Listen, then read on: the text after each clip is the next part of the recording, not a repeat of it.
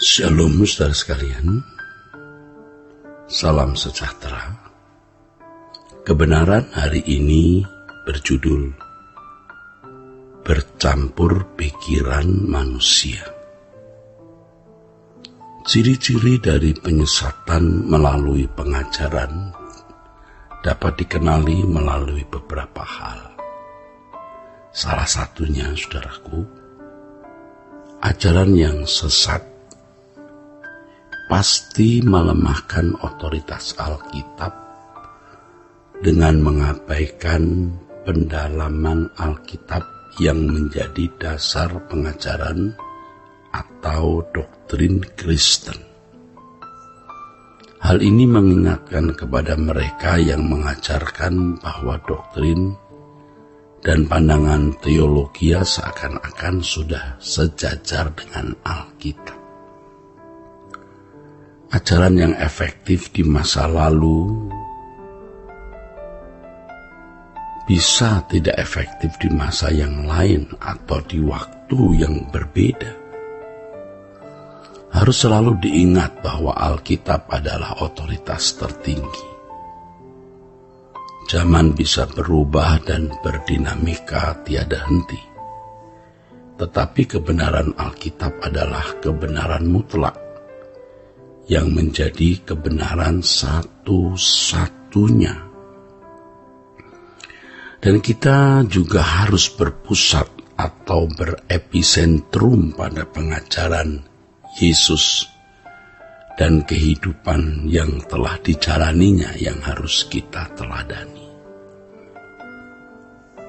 Jadi saudaraku, kita harus berpusat pada apa yang diajarkan Yesus dan kehidupan yang dia jalani. Bagi seorang pengajar,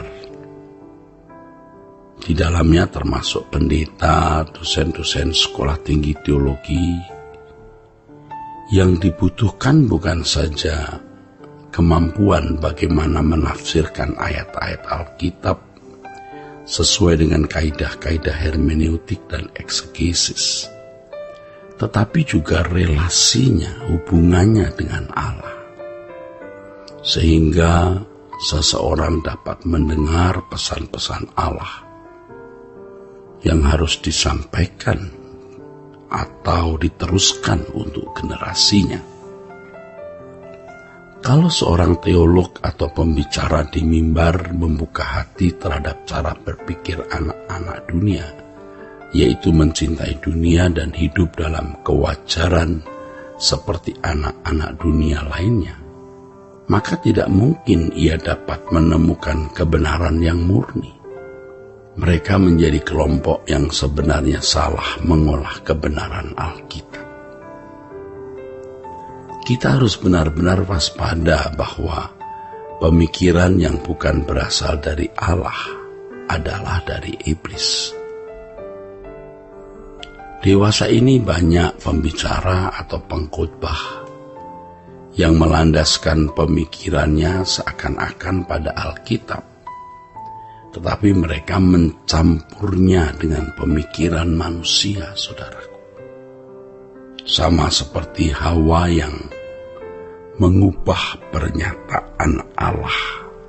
Ya memang saudaraku, tidak semua pendeta atau teolog bermaksud mau mengubah isi Alkitab dan bukan mau sengaja mau menyesatkan orang lain.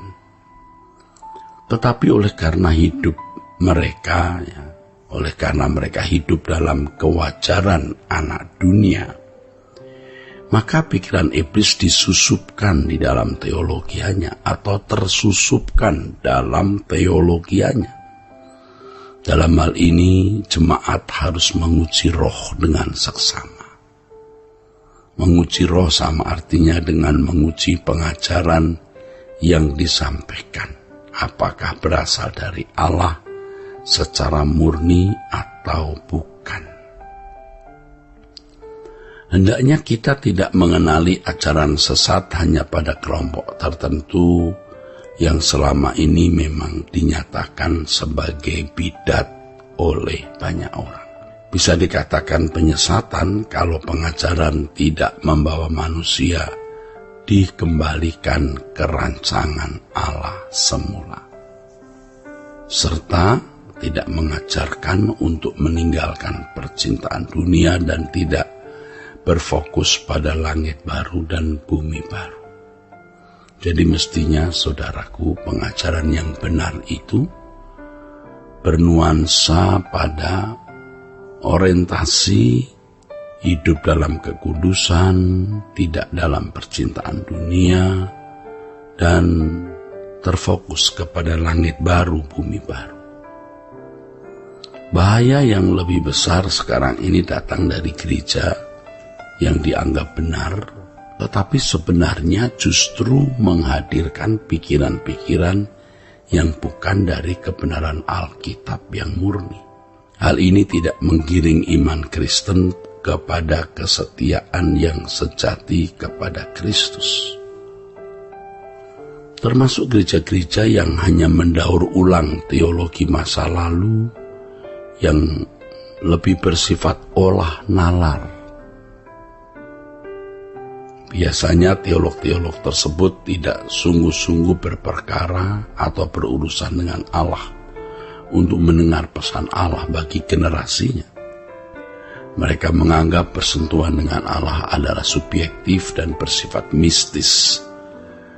Dan dengan cara ini, saudaraku, iblis menyesatkan mereka dan orang yang mendengar ajarannya.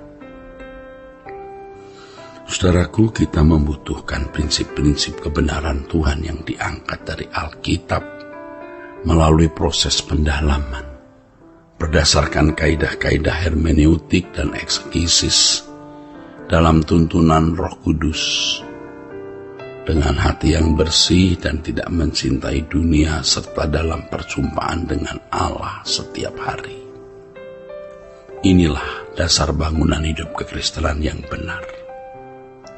Kebenaran firman Tuhan tidak boleh digantikan dengan pengajaran yang hanya bernuansa doktrinal, daur ulang, pandangan teologi masa lalu, kegiatan sosial atau pelayanan yang menekankan pada karunia-karunia roh semata-mata, serta mujizat. Jika gereja menyisihkan kebenaran firman Tuhan dari tempatnya, berarti gereja telah terkena perangkap iblis. Penyesatan yang dikerjakan oleh iblis memiliki tujuan untuk membutakan rohani orang percaya, sehingga keselamatan tidak terwujud, yaitu dikembalikannya manusia ke rancangan Allah semula. Hal ini ditandai dengan kehidupan orang percaya yang tidak semakin seperti Yesus. Dan banyak orang yang sebenarnya sesat. Mereka hidup wajar seperti manusia lain, ya, yang terikat dengan kesenangan dunia, mengingini harta, kedudukan, kehormatan, dan berbagai keinginan daging. Orang-orang yang tertawan ini sebenarnya orang-orang yang hidup dalam pengaruh kuasa kegelapan. Dan banyak orang Kristen berkeadaan seperti ini. Dalam cerdiknya iblis menawan mereka, mengelabui mereka, menyesatkan mereka. Kehidupan orang-orang Kristen seperti ini harus disadarkan, saudaraku. Kehidupan mereka tidak bisa ditolerir. Sebab kalau mereka tetap dalam pola hidup seperti ini, pasti suatu hari akan ditolak oleh Allah. Betapa mengerikan, bukan? Oleh sebab itu mari kita bertobat. Mari kita bertobat. Tuhan masih memberi kesempatan kita untuk dibaharui. Kiranya kebenaran hari ini memberkati kita sekalian. Sola Gracia.